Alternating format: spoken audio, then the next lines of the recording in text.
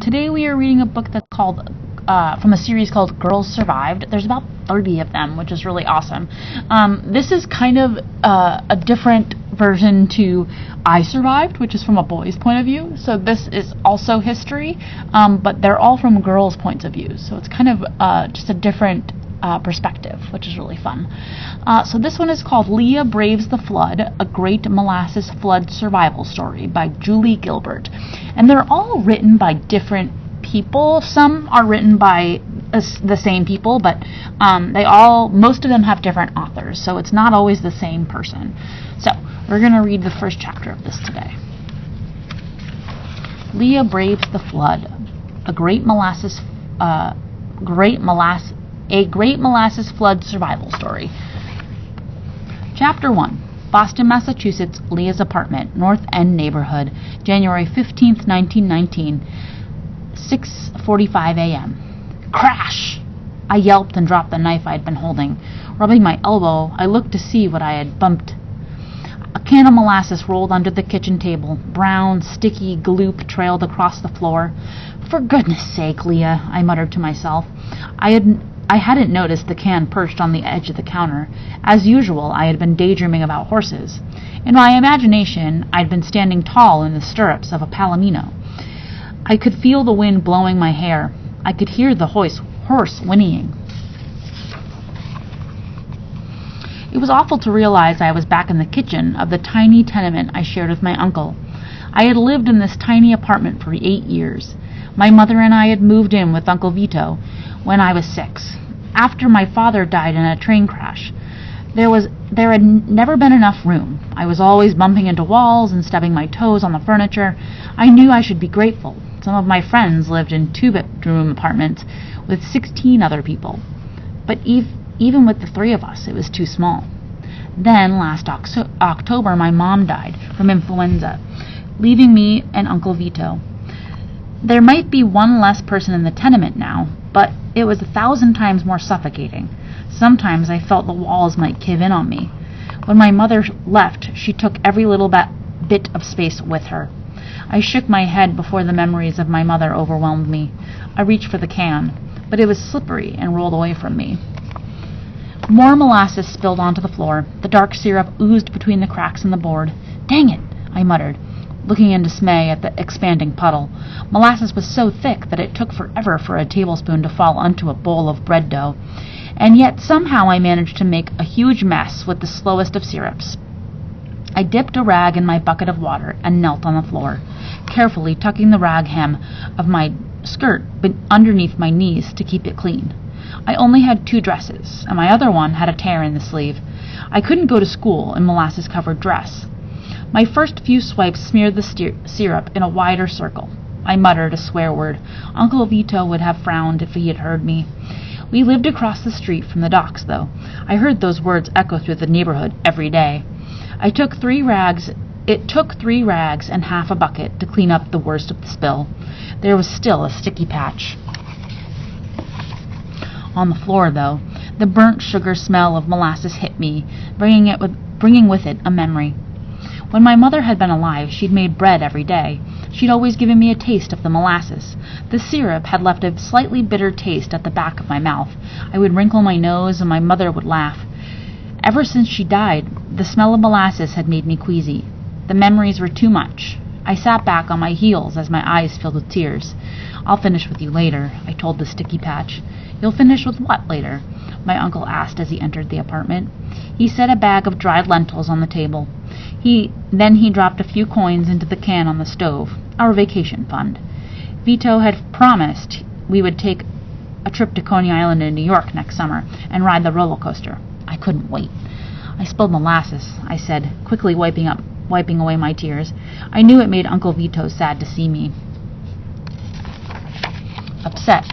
He was a kind man and only 10 years older than I was. He had always been more like a brother to me than an uncle. It was an accident.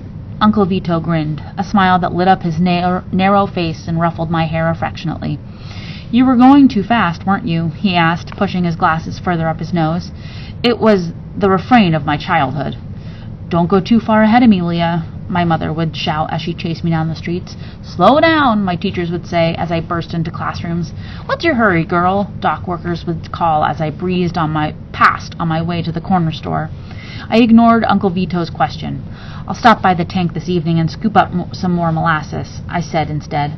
The molasses tank stood on Commercial Street and towered over the waterfront and docks. It was 50 feet high and 90 feet across.